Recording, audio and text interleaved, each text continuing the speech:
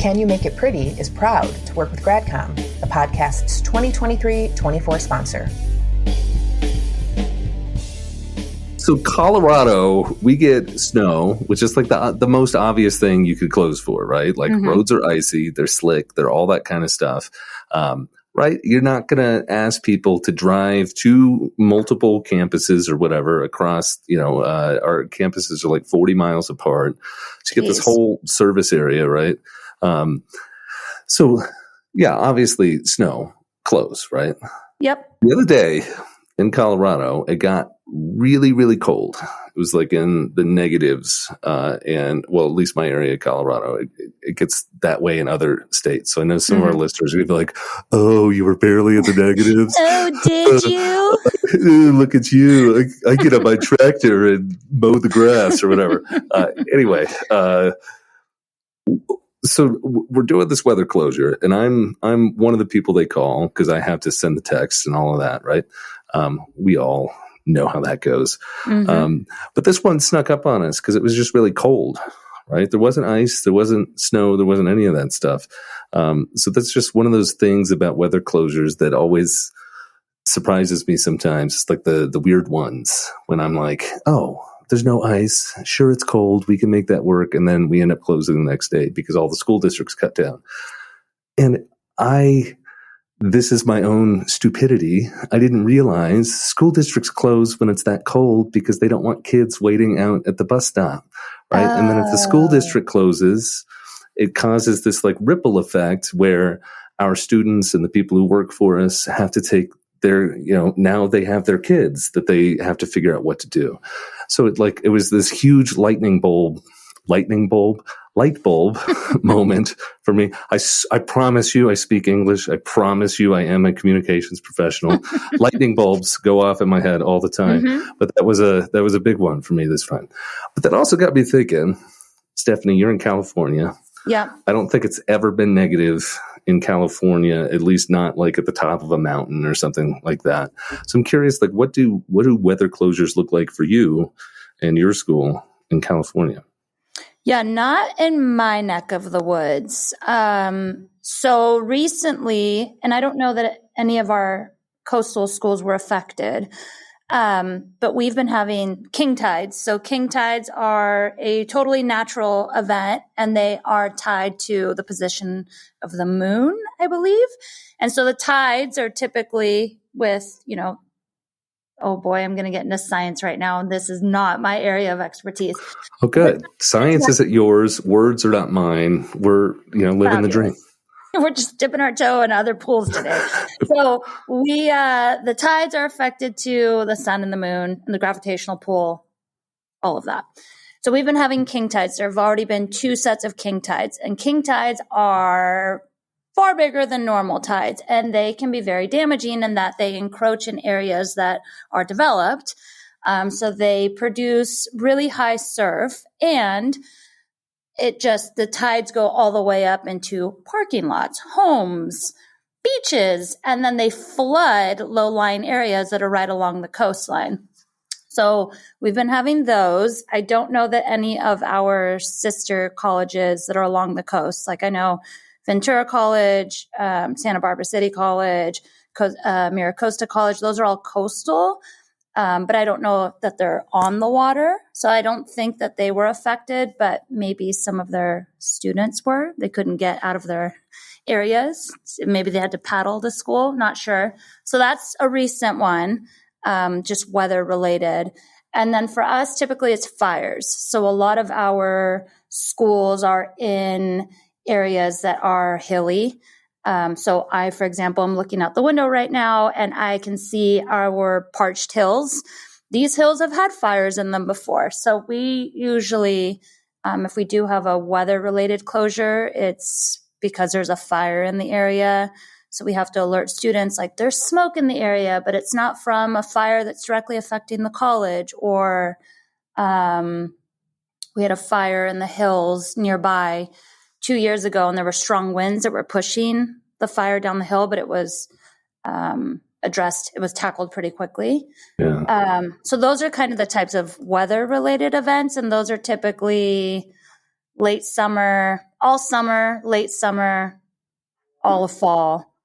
And then it's now winter it's and spring. quiet. So year round. year round. So year round that's where we fire are. watch. Yes. Oh. In Southern California, that's where we are. But like our sister, our colleges up north in mountain towns, they may have more closures. They may have typical snow closures. But in my neck of the woods, that's what we deal with. Yeah. And I imagine that like our colleagues up in the Northeast have their own set of weather stuff that neither one of us knows to talk about. Tornadoes. Or that'd be good for social media to, leave in the chat what your weirdest weather-related closure was. Yeah. Like leave a comment on Facebook or Instagram. That's a good one. We had a hurricane. Have I talked about that before? So it was a hurricane that came off through Mexico, and we got the tail end of it. Hurricane. Yeah. It was a tropical depression by the time it got to us, and it was very rainy. And I think it happened over a weekend, so no one was affected, but businesses closed, like city centers closed that normally would have been open. Everything kind of shut down because they weren't sure how much water we would get. So that was interesting and different as a resident. At NCMPR's national conference this March, we're debuting a new type of session, the NCMPR Creative How-To. These are 30-minute sessions that focus on one of 6 areas: writing, photography, graphics, video, web, and social media. Our guests today are presenting one of those sessions. Elizabeth Cooper is the Associate Director of Public Relations at MassBay Community College, Massachusetts, and a District 1 Conference Co-Coordinator. Sally Chapman Cameron was at Bristol Community College in Massachusetts for 31 years. When she retired in 2016, she was the college's Vice President of College Communications. She's also NCMPR's 2021 National Petruzzo Award winner and an NCMPR President Emeritus. Their session, Finding and Telling Stories Respectfully, will focus on how to find great stories that are representative of a diverse student body and how to tell those stories without falling back on tokenism, tropes, or stereotypes. Before we dive into your session, I have to thank Sally. We love having President Emeriti involved with our conferences and being able to share your expertise. So what keeps you coming back to NCMPR events now that you're retired? Well, because it is great fun. The D1 conference in the fall was a not miss. We had a blast, and it was Boston. Why not go? Who doesn't want to go to Boston? Yeah. So the other reason is that I am still in my dotage doing strategic communication for volunteer organizations. And NCMPR has always been my go-to for having the latest and greatest information about how to strategically communicate well. So that's why I come. Yeah, and you're going to be with us in Seattle, and I want to hear more about your presentation. What are you going to cover? Well, Liz and I are going to talk about finding great stories and writing them respectfully. So my part of it is the writing it respectfully. I have found so many community colleges who write magazine stories. They choose stories that are almost clickbait. You know, it's the sort of stereotypical person who pulled themselves up by their bootstraps. And one of the things that irritates me the most about that is that, first of all, it's disrespectful and it's tokenism and using tropes to get attention. And that irritates me. I don't like that. And I also don't think it's good for community colleges at all, because we are so much more than sample people. We are, we turn so many people, we help so many people turn into their dreams. So to then reduce them to a trope or a stereotype is just not fair to them and not fair to the community colleges. Yeah, because everyone has their own story to tell. It doesn't matter what categories you fall into. We all have our own story, our own individual experience that we would want to share. So, Liz, can you talk more about why this topic is important to you and the experience you've had with it? Sure. So my background is working in TV news, and a lot of our members come from the journalism side. I always have thought that the students have the most important story to tell. We as communicators and marcom folks, we are paid by our institutions to say wonderful things about our institutions. So the best way, I think, to get our messages out is through our authentic student stories. As a student-facing office, it's sometimes difficult to find these stories. But once you find students and their stories, I think you really need to cultivate that relationship and really treasure it and not take it for granted. And again, a lot of us come from that world of journalism where we don't let students see the story first or just print it as is. That is not my philosophy at all. I tell students from the very beginning, we are partners.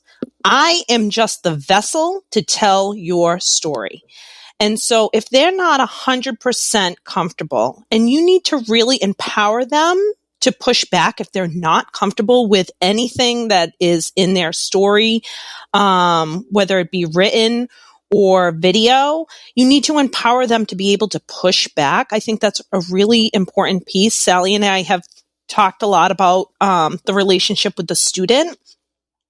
And I just use a very simple example when I'm speaking to students, and I just tell them, hey, look, you tell me your favorite color is red, and you don't want anybody in the world to know your favorite color is red. We take it out. If you're not happy with this, this is for you, so you can be proud, and you take that onus, off of the student. And also, it's a story about the student. The student is first, the college is second. So you have to really, if you come from that PR background where you're like client, you really need to think, yes, the college is your number one client, but the students are the college's number one client. So you want to keep that student happy, and it's about the student. So I think that's really why I love working with students and why I think we have to just do right by them. It's their story, and we shouldn't be exploiting it. We should be helping highlight them, shedding a light on maybe something that has never been highlighted before. A lot of our students will come to us and say, nobody's ever cared before. Nobody's ever asked those questions. So it's really cultivating a relationship.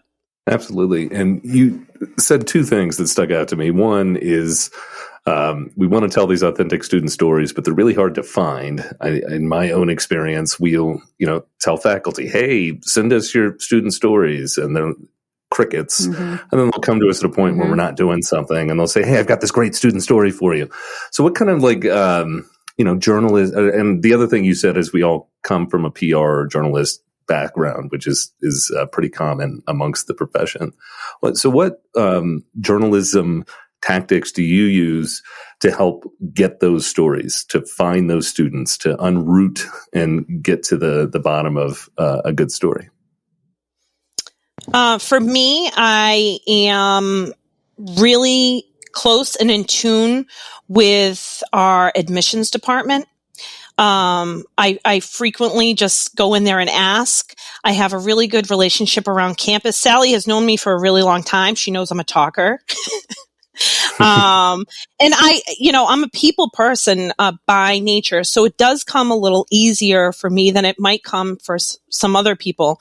But I would say, admissions, they're that public facing office, they hear a lot of stories. Advising, they hear a lot of stories. I get a lot of transfer stories, and you can't believe what the student has been through to get this degree or to get this far. So it's really also not only cultivating relationships with students, but cultivating relationships within your campus. You cannot do this job alone. Period. The end. You have to be collaborative. And my approach has always been, to the professors or the advisors, let me tell your student's story. Because they're not they're not really my students. I'm not student facing.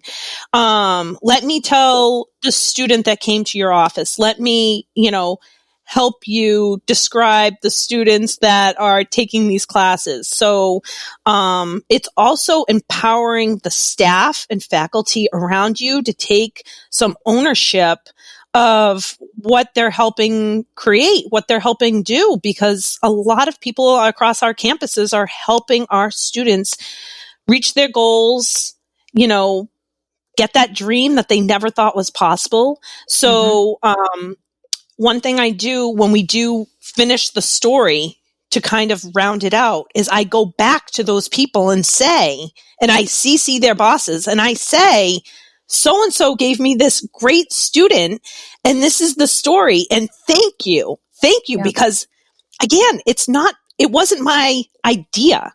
So I'm also thanking people and getting them engaged and wanting to share and wanting to tell people about their student or where this person went because of the college. And it's really like a love fest. It's like a love circle that just doesn't end. And I love that piece at the end is the big thank you, if you will, to everyone.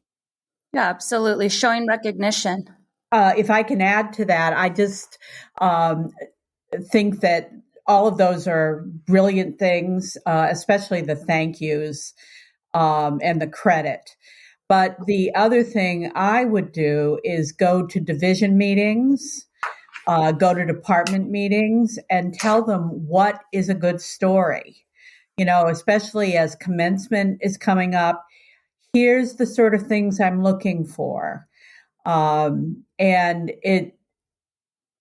one of the things now, I think that things are changing since I was actually in the business, but the idea that the faculty or the staff will send me the single mother with 8 kids who has been on welfare, but when I talk with them, I can help them get past those stereotypes of the community college student.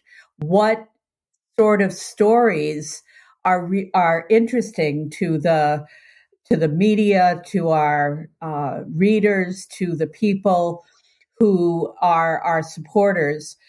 One of I told this story earlier to Jacqueline and Liz that I really started to look for the stories because, of course, I always did too.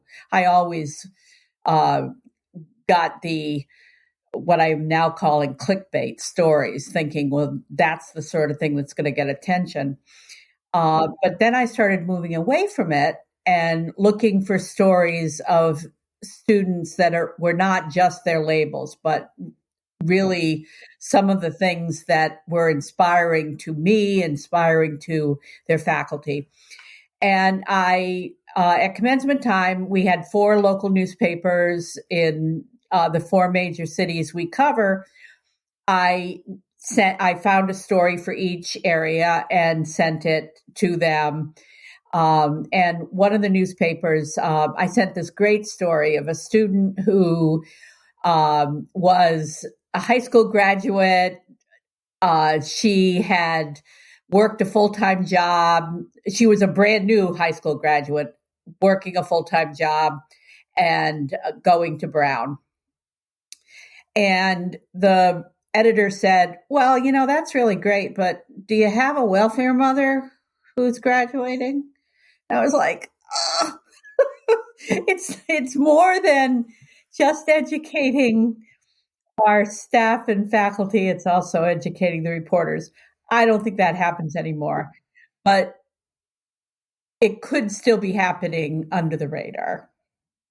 I think what you point out, Sally, is something that a lot of us deal with, and really, I'm in Southern California. Our media market is very saturated. And what I think a lot of people tend to think is, well, the one way I'm going to stand out is I need to have something like that, something clickbaity that's going to draw attention, draw eyeballs to my stories, draw eyeballs.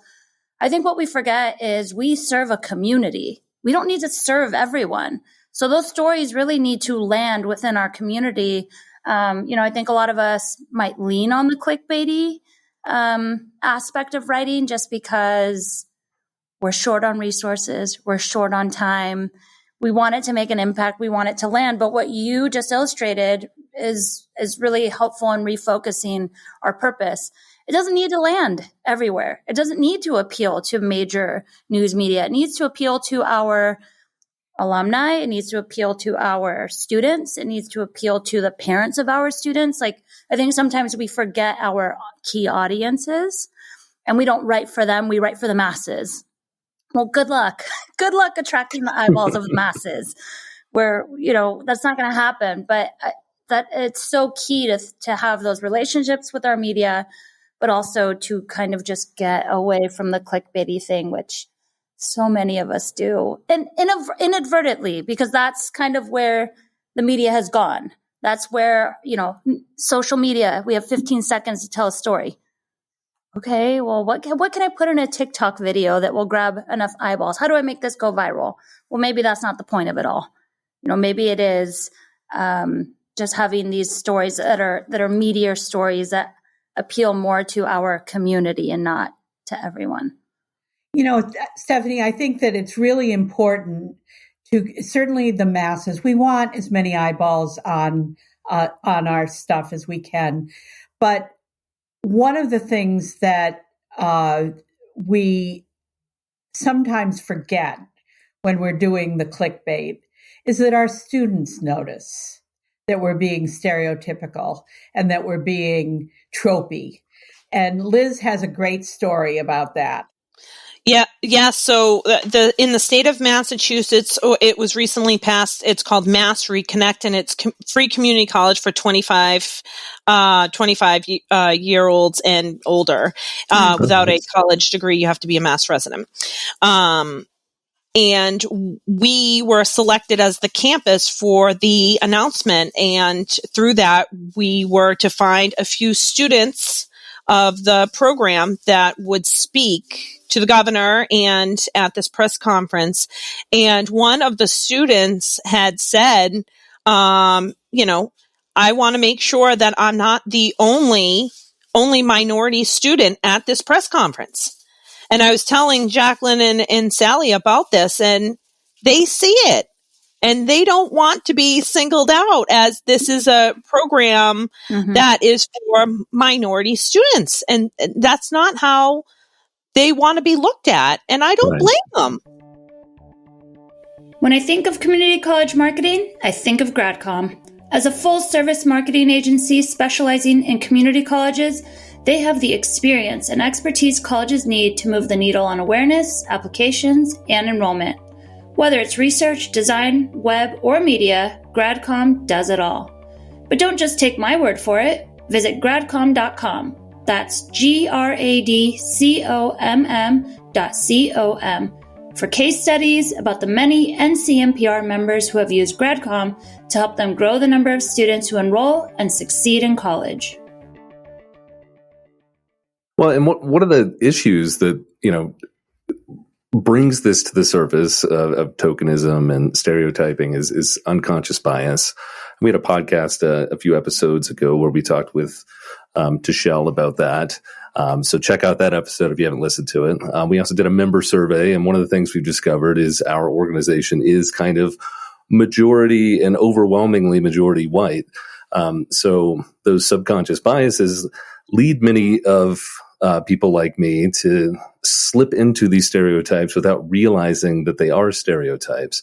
So can you explain what we mean when we were talking about avoiding tokenism, tropes, stereotypes, like what those things specifically are, and then give us some tactics to avoid that or to think about what that means when we're putting a story together?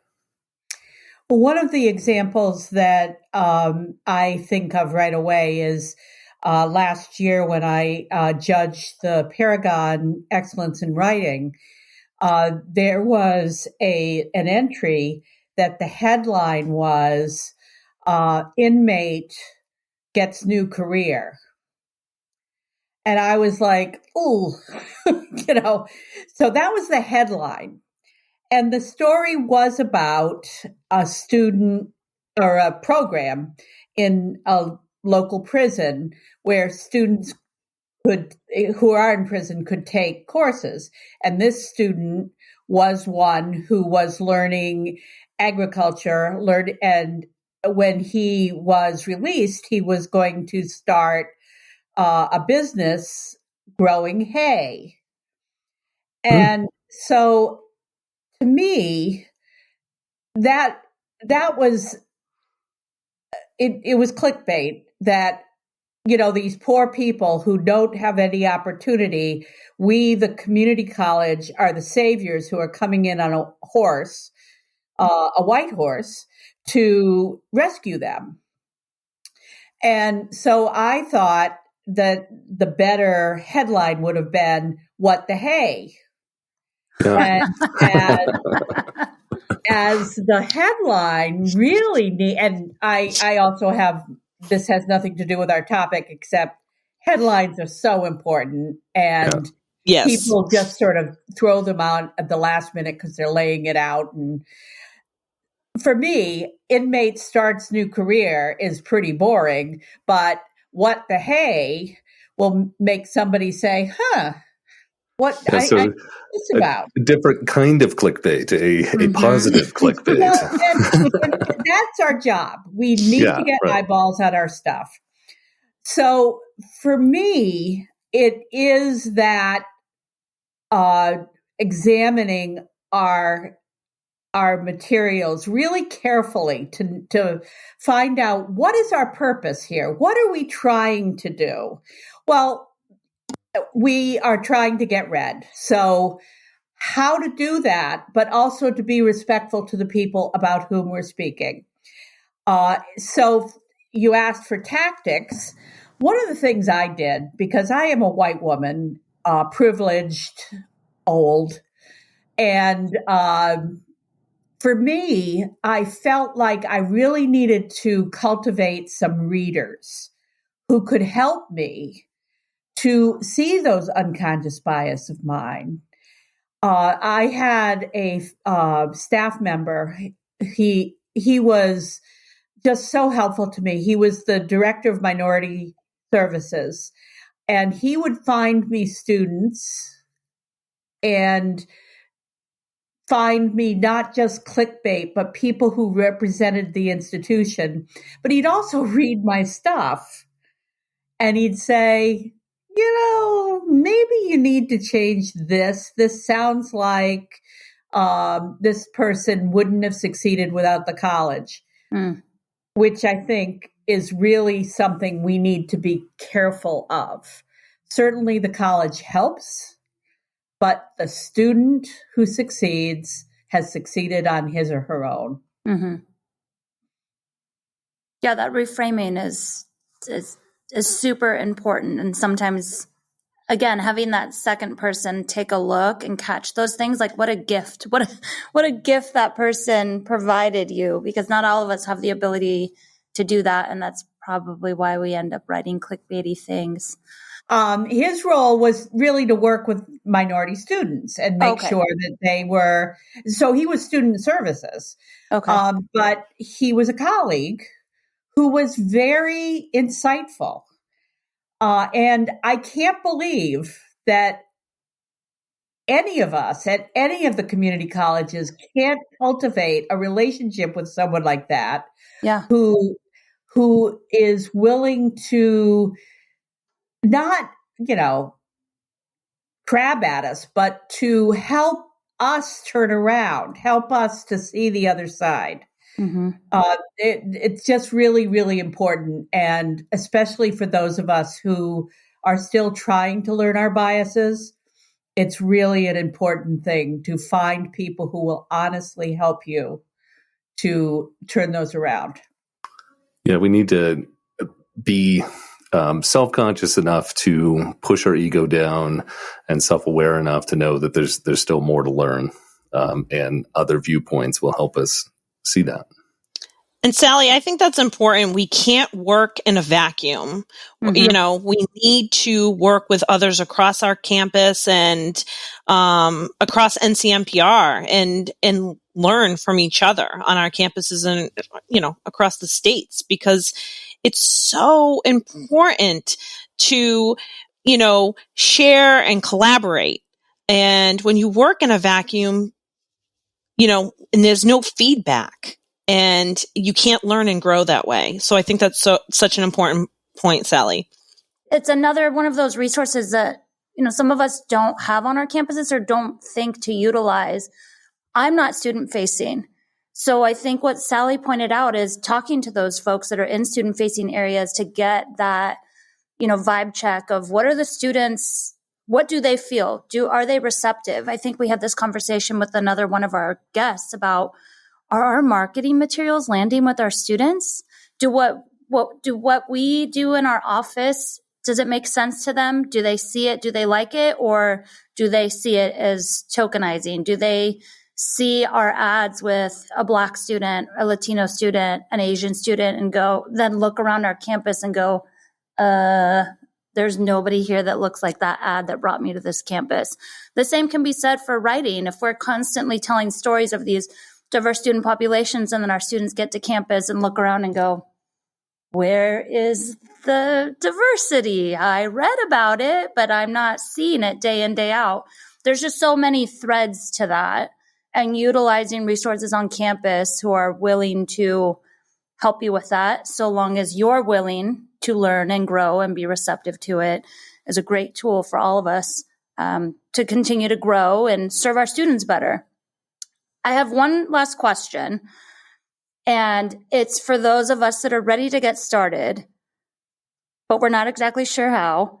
So what are 3 things that you would share with us, 3 tips that you can share with us, myself and the listeners, and Matt and Jacqueline?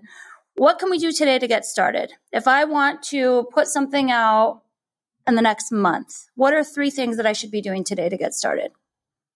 I can talk about the writing piece of it, because as I said, I've not been on campus for a while. So Liz is really the boots on the ground on that piece. But what I want to talk about is how to get read. One of the things that I know about community college communicators is that they are competent writers. But there is so much out there that is attracting the attention of our readers. So how to get read?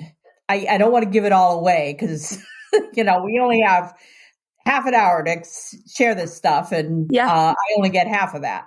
But I think that being a really excellent writer is one of the best ways to get read.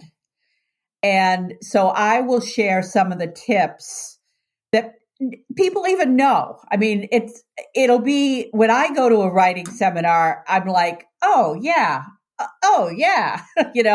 It's like the headlines. Mm-hmm. Write a good headline, please. Yeah. So that's one thing you can do right away. Okay, that's a good teaser. It's a little amuse-bouche without giving too much. Exactly. I guess my tip would be when you're speaking to students and really working with them to tell their story, again, it's cultivating the relationship, but also empowering them, but also using their words. I like to use as many of those words and really clarifying. Sometimes when you're speaking to a student, they might misspeak, or if you go back and forth, they might be telling you a thought that you really need to put into words. I like to write something from what I hear and the questions I'm asking, and then I re-ask them, is this what you're trying to say? If it's not, we change it, but it sounds like you might be trying to say this, and I'm just trying to, tighten it up a little bit for you. But using their words, and if they're trying to come up with a theme or a few sentences that's not really succinct, I try and put it together for them, but always asking them, is this what you meant? I want to make sure I'm really clear and it sounds like you. And I've had students come back to me and be like, this does not sound, I would never use this word. Or I would never say this like that. I would say this.